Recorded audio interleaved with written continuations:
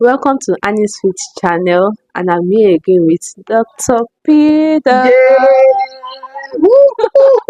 And today we'll be discussing PTSD. So, what's the full name of PTSD? Okay, so PTSD stands for post traumatic stress disorder. Okay, so what is PTSD? So PTSD just simply means exposure to a specific traumatic event or a number of events that leads to a psychological breakdown, mental breakdown, and then it then further deteriorates into a state whereby the affected individual is unable to cope, given all those symptoms from the effect of whatever caused it. Okay. Mm. Okay, so can you mention some of the few events that can cause PTSD? Okay, so some of the few events that can cause PTSD can be traumatic events such as the loss of a loved one, most of the gory events that take place during a major war.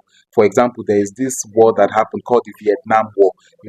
During times of heavy grief, where there is loss of life or loss of lives.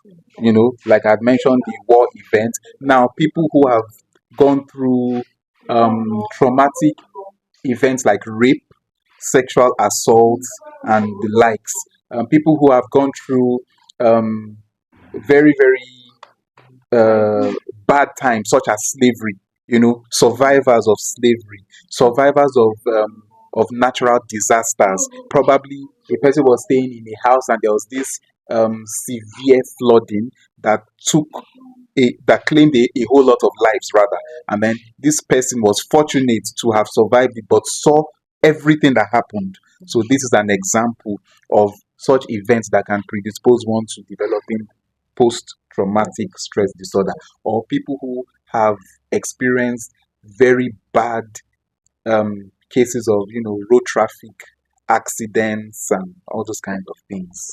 Okay. Like let's assume now someone. Okay, you said like for example, someone was like in the war, in someone who has experienced a traumatic disorder, and maybe Yes. now they now see something like similar to it again. Is it that they break down or like what? Okay, you mean like if the people who have gone like If they've after gone, the yes, event? after the event, Okay, and they see something like similar to what?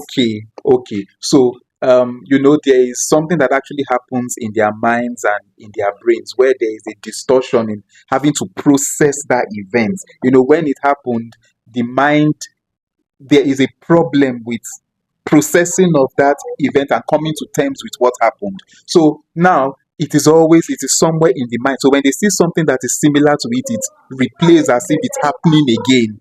So that's actually what happens. So it actually happens like, okay, this thing is going to happen again. I've seen myself in a similar thing, and then that trigger comes, and it may be so bad. In fact, it is actually so bad in the people that suffer this thing that it messes with the normal way of thinking, the normal way of doing things. So they live with that trauma over and over and over again.